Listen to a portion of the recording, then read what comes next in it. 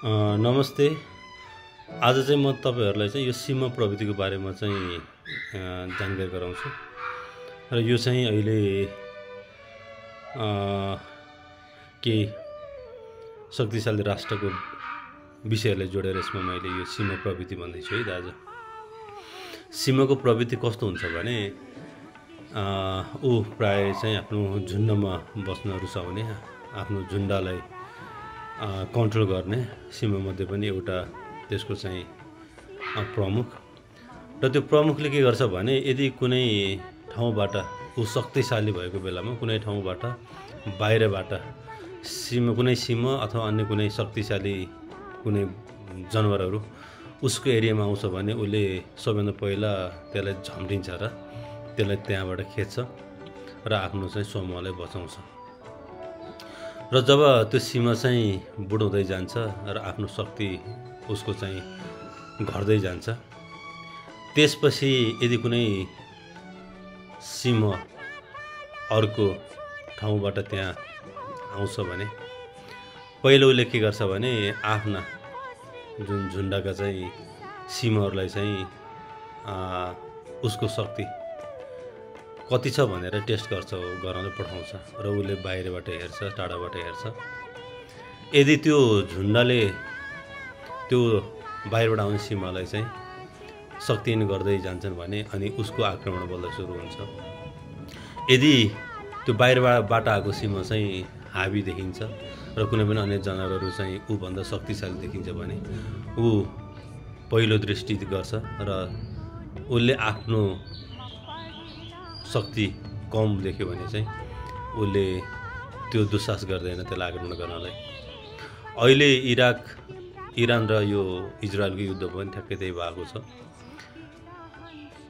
इरानलाई इजरायलले आक्रमण गर्यो र त्यसलाई मलजल गर्ने चाहिँ फेरि हाम्रो यो शक्तिशाली राष्ट्र मानिने अमेरिका र उसले चाहिँ त्यो उक्साहट पनि गर्यो पहिला र इजरायलले अमेरिकाकै आडमा बसेर चाहिँ आक्रमण गर्यो।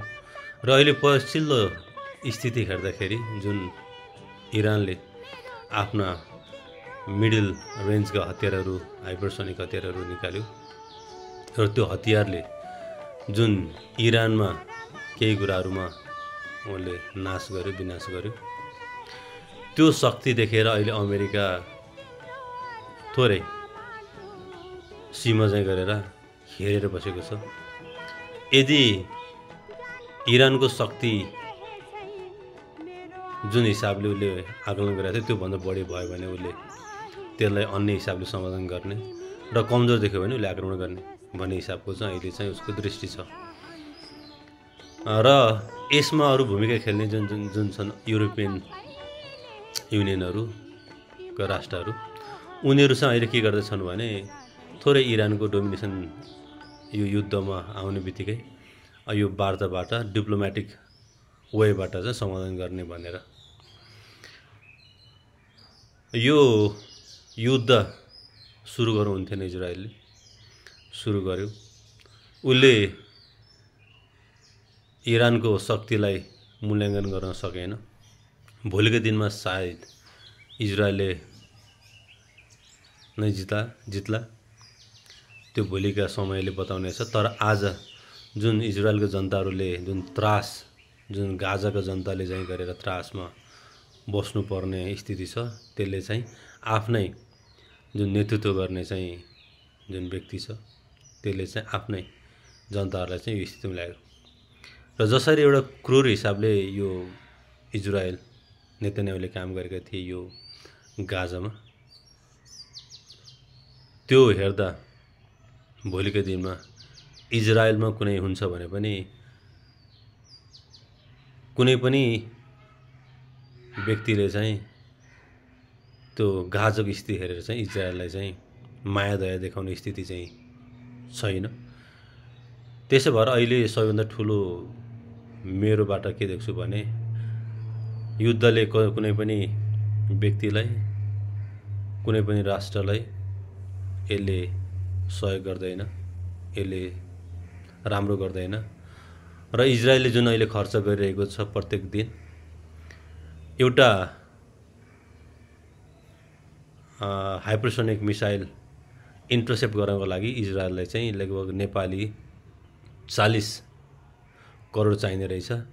यो हिसाबले दिनको खर्च चाहिँ उसको 4,000 करोड चाहिँ आउने रहेछ। र यसलाई चाहिँ हामीले युद्धमा खर्च नगरिकन यसलाई चाहिँ समृद्धिमा खर्च गरेको भए, गरिब देशको लागि समृद्धि हुने र उनीहरूको विकासको लागि खर्च गरेको भए यो पृथ्वी कहाँ पुग्ने थियो। र एउटा देशको महत्त्वाकांक्षाले यो विश्व नै अहिले चाहिँ यो युद्धको भुमारीमा फसिसकेको छ। यो जुन अमेरिकाको आफ्नो जुन नीति छ,